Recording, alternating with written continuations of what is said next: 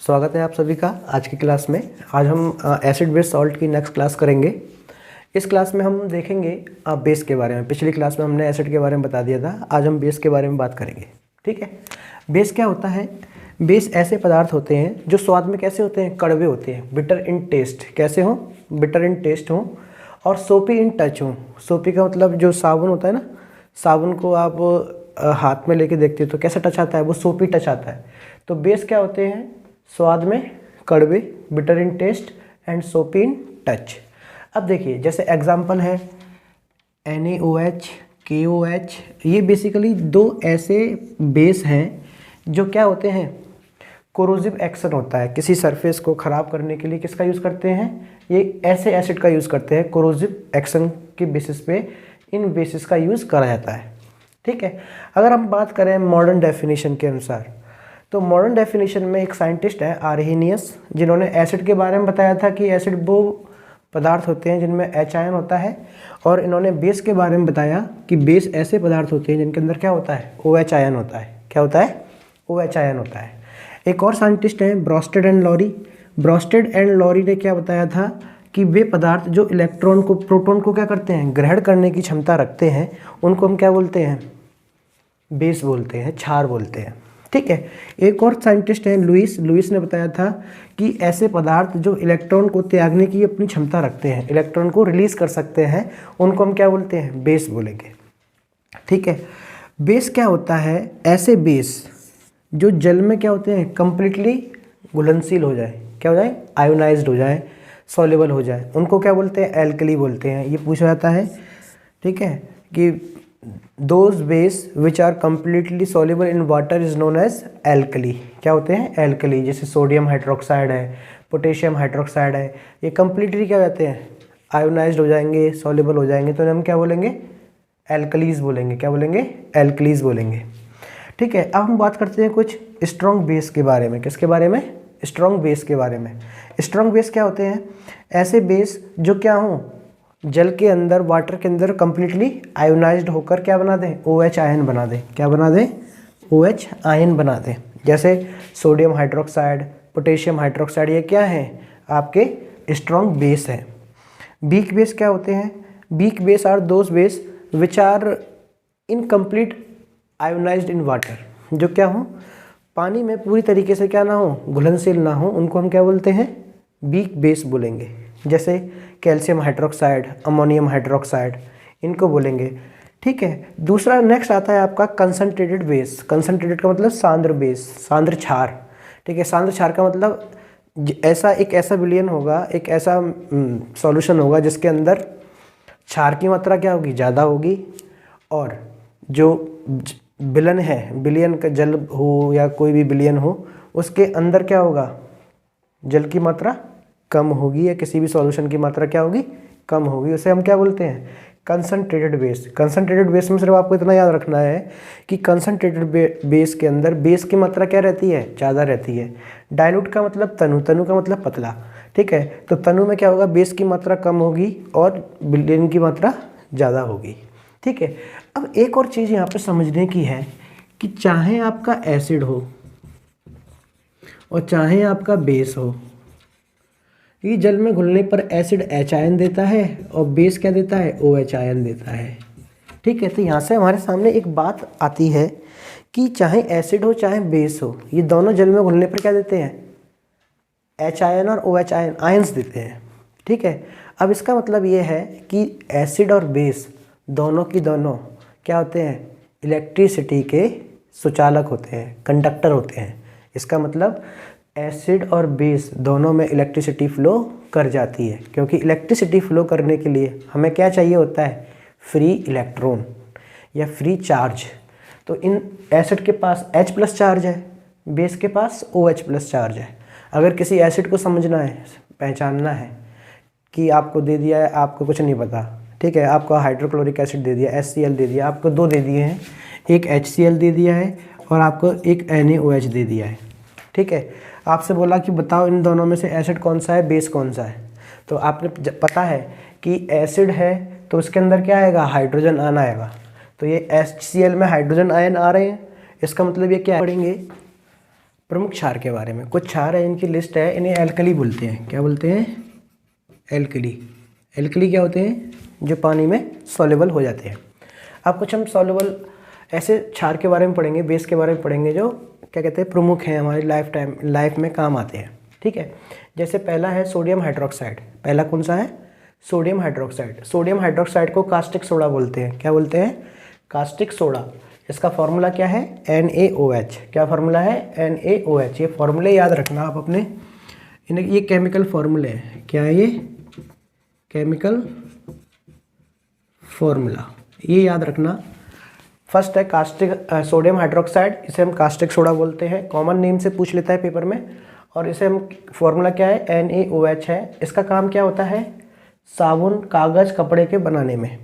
ठीक है, तो सोडियम हाइड्रोक्साइड का यूज़ हम कहाँ करते हैं? साबुन, कपड़ा और कागज़ को बनाने में इसका यूज़ करते हैं। दूसरा होता है मैग्नीशियम हाइड्रोक्साइड। ये वेरी वेरी मोस्ट इंपॉर्टेंट है। क्या? मैग्नीशियम हाइड्रोक्साइड, इसे बोलते हैं मिल्क ऑफ मैग्नीशिया। क्या बोलते हैं? Milk of magnesia. फॉर्मूला क्या होता है? MgOH का होल ट्वाइस। अब ये मिल्क ऑफ मैग्नीशिया है, ये एंटासिड की तरह काम करता है। एंटासिड की तरह कैसे काम करेगा? जहाँ पे एसिड की मात्रा ज़्यादा हो जाए, जैसे हमारा स्टमक है, पेट है, पेट में क्या भरा है? HCl भरा हुआ है, एसिड भरा हुआ है। जब आपको उबकाई आने लगे, उबकाई आने लगे, या लगे कि एसिडिटी बढ़ रही है, तो उस एसिडिटी को दूर करने के लिए हमें क्या चाहिए होता है? बेस चाहिए होता है। और वो बेस कौन सा होता है? मिल्क ऑफ मैग्नीशिया यूज़ करते हैं। तो मिल्क ऑफ मैग्नीशिया का यूज़ कैसे करते हैं? एंट एसिड की तरह काम करते हैं। ठीक है, और दूसरा काम क्या है? जो वेस्ट वाटर होता है उसके ट्रीटमेंट के लिए भी इसका यूज़ करते हैं। किसका? मिल्क ऑफ मैग्नीशिया का, MgOH का whole twice. Now potassium hydroxide, इसे कास्टिक पोटास बोलते हैं। क्या बोलते हैं? Caustic potash. इनके कॉमन नाम से ही फॉर्मूले पूछे जाते हैं एग्जाम के अंदर। ठीक है, कास्टिक पोटास फॉर्मूला क्या होता है? KOH। इसका यूज़ कहाँ करते हैं? ये एक इलेक्ट्रोलाइट की तरह काम करता है बैटरीज के अंदर। जो क्षारीय बैटरी होती है ना, उन क्षारीय बैटरी में ये इलेक्ट्रोलाइट की तरह काम करता है। कौन? KOH, potassium hydroxide. अगला होता है आपका कैल्शियम हाइड्रोक्साइड। क्या? Calcium hydroxide. इसको हम क्या बोलते हैं? स्लैग्ड लाइम बोलते हैं। क्या बोलते हैं? Slagged lime. ठीक है, बुझा हुआ चूना। ठीक, स्लैग्ड लाइम बोलते हैं इसे। इसका काम क्या होता है? ब्लीचिंग पाउडर बनाने में। कहाँ पे होता है काम इसका? ब्लीचिंग पाउडर बनाने में, कैल्शियम ऑक्सीक्लोराइड बनाने में। ठीक है, फॉर्मूला क्या है? CaOH का होल ट्वाइस। ठीक है, अगला है आपका एल्यूमिनियम हाइड्रोक्साइड। क्या है? एल्यूमिनियम हाइड्रोक्साइड, AlOH का होल थ्राइस। ये क्या है? फोमिंग एजेंट की तरह काम करता है फायर एक्सटिंग्विशर के अंदर। तो ये क्वेश्चन आता है कि which of the following are used as a forming agent in fire extinguisher. तो क्या होता है? एल्यूमिनियम हाइड्रोक्साइड होता है। क्या होता है? Aluminium hydroxide. अगला हम बात करें अमोनियम हाइड्रोक्साइड की। इसका फॉर्मूला क्या है? NH4OH। तो जो कपड़े हैं, कपड़े पे अगर किसी गैस के धब्बे ला जाते हैं, स्टैन बोलते हैं धब्बों को, अगर स्टैन आ जाता है तो उस स्टैन को ख़त्म करने के लिए किसका यूज़ करते हैं? अमोनियम हाइड्रोक्साइड बेस का यूज़ करते हैं। किसका करते हैं? अमोनियम हाइड्रोक्साइड बेस का यूज़ करते हैं। ठीक है, आई होप ये समझ में आया ना आपको। सोडियम हाइड्रोक्साइड का यूज़ कहाँ करते हैं? साबुन, कागज़, कपड़ा के बनाने में। मैग्नीशियम हाइड्रोक्साइड, इसे मिल्क ऑफ मैग्नीशिया कहते हैं, ये एंटासिड की तरह काम करता है, MgOH का होल ट्वाइस है। पोटेशियम हाइड्रोक्साइड कास्टिक पोटास बोलते हैं इसे, ये बैटरीज में काम आता है इलेक्ट्रोलाइट को बनाने के लिए। कैल्शियम हाइड्रोक्साइड CaOH का होल ट्वाइस बोलते हैं इसे, स्लैग्ड लाइम भी बोलते हैं, कॉमन नेम क्या है? स्लैग्ड लाइम है, ब्लीचिंग पाउडर बनाने में काम आता है। एल्यूमिनियम हाइड्रोक्साइड Al2OH का होल थ्राइस फॉर्मिंग एजेंट की तरह काम करता है फायर एक्सटिंग्विशर के अंदर। अमोनियम हाइड्रोक्साइड जो गैस के धब्बे होते हैं उन्हें ख़त्म करने के काम आता है आपका अमोनियम हाइड्रोक्साइड। ओके, अब हम बात करते हैं कुछ केमिकल प्रॉपर्टी जो बेस की केमिकल प्रॉपर्टी होती हैं। जैसे एसिड बेस जब मेटल के साथ रिएक्ट करे, किसके साथ रिएक्ट करे? मेटल के साथ रिएक्ट करे। कौन? बेस।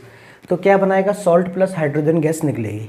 हमने पिछली वाली क्लास में भी पढ़ा था कि जब कोई एसिड मेटल के साथ रिएक्ट करता है तो हाइड्रोजन गैस निकालता है। ऐसे ही बेस है, बेस जब मेटल के साथ रिएक्ट करेगा तो सॉल्ट प्लस हाइड्रोजन गैस निकालेगा। कैसे? जैसे देखिए, जिंक एक मेटल है और जो सोडियम हाइड्रोक्साइड कास्टिक सोडा के साथ रिएक्ट कर रहा है तो सोडियम जिंकेट बना रहा है। क्या बना रहा है? Sodium zincate. इसका नाम क्या है? Sodium zincate.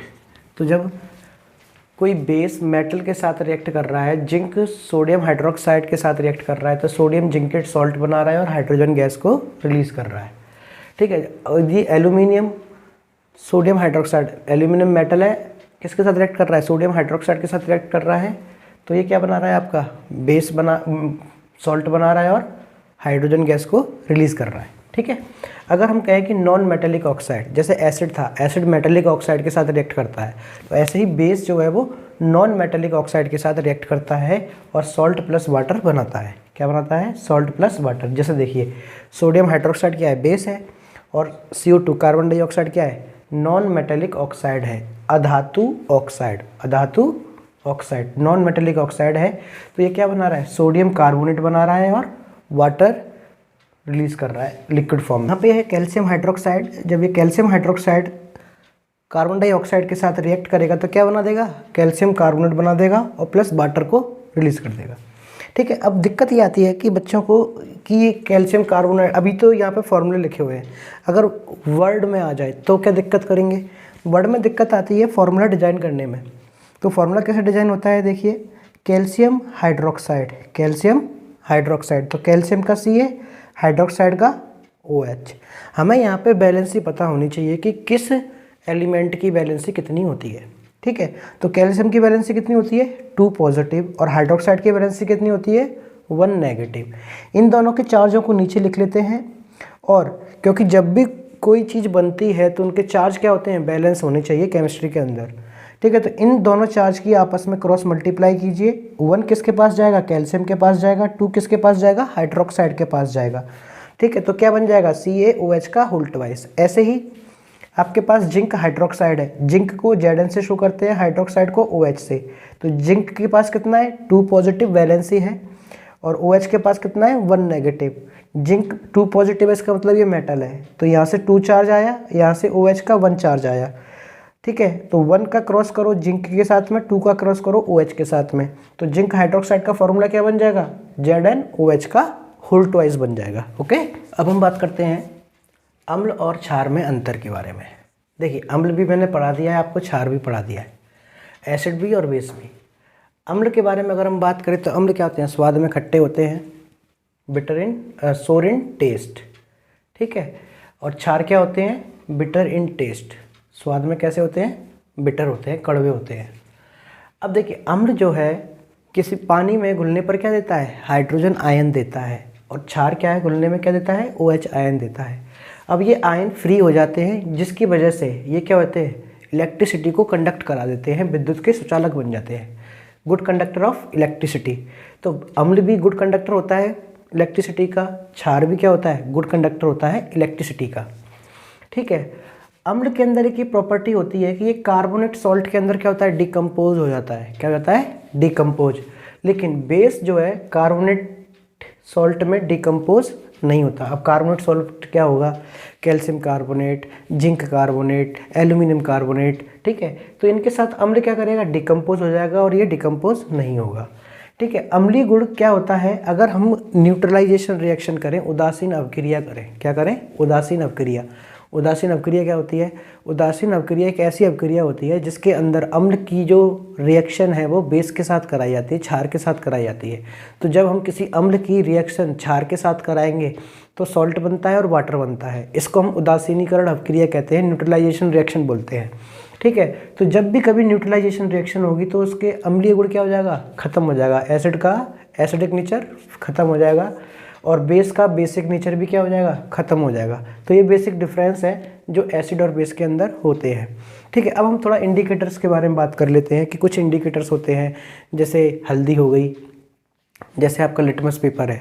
ठीक है। तो हम कुछ इंडिकेटर्स के बारे में बात करते हैं। इसमें सबसे पहला है आपका लिटमस पेपर। ठीक है। लिटमस पेपर को लाइकेन प्लांट से लिया जाता है, थैलोफाइटिक कैटेगरी है प्लांट किंगडम में, ये उस कैटेगरी का प्लांट है। और लाइकेन प्लांट से जो लिटमस पेपर लिया जाता है वो पर्पल कलर होता है, उसका क्या होता है, पर्पल कलर होता है। और इस प्लांट से लेने के बाद इसकी स्ट्रिप बनाई जाती हैं ब्लू से और रेड कलर की, ब्लू कलर की और रेड कलर की क्या बनाई जाती हैं, स्ट्रिप बनाई जाती हैं। स्ट्रिप का मतलब क्या होता है, इस तरीके से ये प्लांट के ले लिया है हमने, इसकी स्ट्रिप इस तरीके से बना दी जाए। तो कुछ स्ट्रिप रेड कलर की बनाते हैं, कुछ स्ट्रिप ब्लू कलर की बनाते हैं। ठीक है। अब होता क्या है, अगर आपको एसिड को पहचानना है, किसको पहचानना है, एसिड को पहचानना है। तो यहाँ से क्या होगा, जो ब्लू कलर की स्ट्रिप बनाई है आपने, ब्लू कलर की जो स्ट्रिप बनाई है, इस ब्लू कलर की स्ट्रिप को एसिड में पोर कर देंगे, डाल देंगे। अगर ब्लू कलर की स्ट्रिप का कलर चेंज हो जाए, रेड हो जाए, क्या हो जाए, रेड हो जाए, तो वो किस में हो जाएगा, वो एसिड हो जाएगा। वो सॉल्यूशन कैसा होगा, एसिडिक सॉल्यूशन होगा। जैसे याद करने का तरीका क्या है, ए बी याद रख लो, A for acid, B for blue, A for acid, B for blue. तो एसिड जो है लिटमस पेपर का ब्लू कलर को किस में चेंज कर देता है, रेड कलर में कर देता है। इसका अपोजिट होता है बेस के अंदर। इसका अपोजिट क्या होगा, बेस के अंदर होगा। बेस में क्या होता है, रेड स्ट्रिप किस में कलर चली जाती है आपकी, ब्लू में चली जाएगी। रेड स्ट्रिप का कलर क्या चेंज हो जाएगा, ब्लू। अगर किसी सॉल्यूशन में लिटमस पेपर की रेड स्ट्रिप को पोर किया है तो वो किस में चेंज हो जाएगी, ब्लू कलर में चेंज हो जाएगी। तो इसका मतलब वो सॉल्यूशन कैसा हो जाएगा, बेस सॉल्यूशन हो जाएगा। ठीक है, तो लिटमस पेपर के बेसिस पे ये काफ़ी बार पूछा जाता है। लिटमस पेपर के बेसिस पे क्या करते हैं हम, एसिड और बेस की पहचान करते हैं। लिटमस पेपर पर्पल कलर का होता है, इसको ब्लू और रेड में स्ट्रिप की फॉर्म में बनाया जाता है।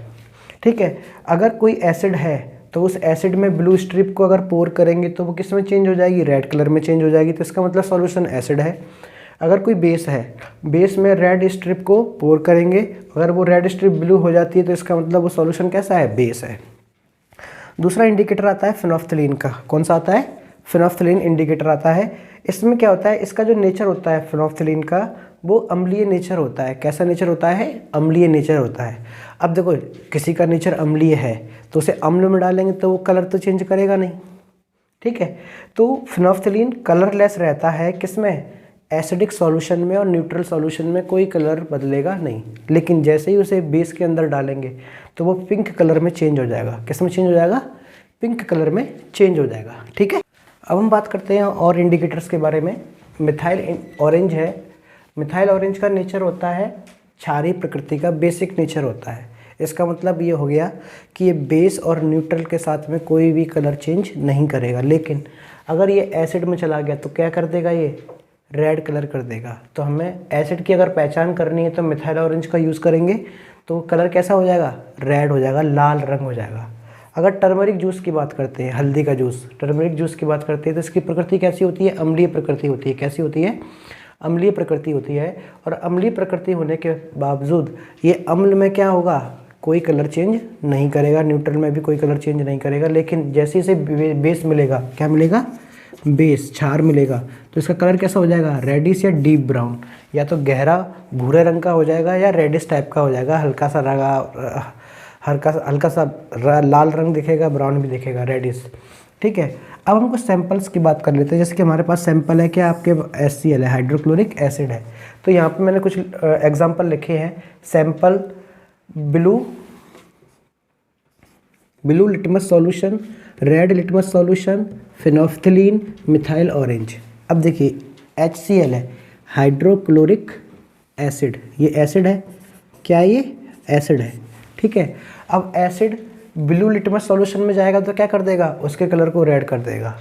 अगर रेड लिटमस सॉल्यूशन में जाएगा तो कोई कलर चेंज होगा, नहीं होगा, क्योंकि रेड कलर कब आता है, जब एसिड ही होता है तब। ठीक है, अगर फिनोल्फ्थलीन की बात करेंगे तो फिनोल्फ्थलीन का नेचर खुद क्या है, एसिडिक नेचर है इसका। कैसा नेचर है, एसिडिक नेचर है, तो इसका भी कलर क्या होगा, नो चेंज। लेकिन मिथाइल ऑरेंज कैसा कलर हो जाएगा जी, रेड कलर हो जाएगा मिथाइल ऑरेंज के अंदर। ठीक है, अगर हम बात करें HNO3, ये नाइट्रिक एसिड है, ये भी क्या है, एक एसिड है, नाइट्रिक एसिड। ठीक है, तो ये ब्लू लिटमस सॉल्यूशन को क्या कर देगा, रेड में कन्वर्ट कर देगा। Red litmus solution, no colour change. Phenolphthalein colourless, क्योंकि फिनोल्फ्थलीन का नेचर कैसा है, एसिडिक है। मिथाइल ऑरेंज, इसका नेचर बेसिक है, तो इसको कलर क्या कर देगा, रेड में कन्वर्ट कर देगा। कैसा कलर कर देगा, रेड कर देगा। अगर हम NaOH की बात करें, सोडियम हाइड्रोक्साइड या कास्टिक सोडा की बात करें, तो ये बेस है, क्या है, ये बेस है। ठीक है, तो सोडियम हाइड्रोक्साइड अगर बेस है, ये क्या है, बेस है। ठीक है, तो blue litmus solution, no change. Red litmus solution blue में कन्वर्ट हो जाएगा, और फिनोल्फ्थलीन लाइट पिंक में कन्वर्ट होगा। किस में कन्वर्ट होगा, लाइट पिंक में। लेकिन मिथाइल ऑरेंज कलर चेंज कुछ नहीं होगा, क्योंकि इसका नेचर कैसा है, बेसिक है, नो चेंज। अगर KOH की बात करें, कास्टिक पोटास की बात करें, तो ये भी क्या है, एक बेस है। तो ब्लू लिटमस सॉल्यूशन में क्या होगा, नो चेंज, कोई भी चेंज नहीं होगा, no colour change. Red litmus का क्या हो जाएगा, ब्लू कलर हो जाएगा। रेड लिटमस पेपर का कलर कैसा हो जाएगा, ब्लू हो जाएगा। फिनोल्फ्थालीन का लाइट पिंक और मिथाइल ऑरेंज में कोई भी कलर चेंज नहीं होगा। आई होप आपको ये समझ में आई होंगी चीज़ें। आज हमने आपको पढ़ाया है बेस के बारे में, बेस की क्या प्रॉपर्टीज़ होती हैं, स्ट्रॉन्ग बेस क्या होता है, ठीक है, strong base, weak base, concentrated base, इन सब के बारे में मैंने आपको पढ़ाया है। इंडिकेटर्स के बारे में पढ़ाया है, उसकी बेस की प्रॉपर्टीज़ के बारे में पढ़ाया है। अब कल हम पढ़ेंगे न्यूट्रलाइजेशन रिएक्शन के बारे में, कि कैसे न्यूट्रलाइजेशन रिएक्शन होती है और कैसे ये हमारी डेली लाइफ में यूज़ आता है। ठीक है, धन्यवाद, थैंक यू, आपका दिन शुभ हो, जय हिंद।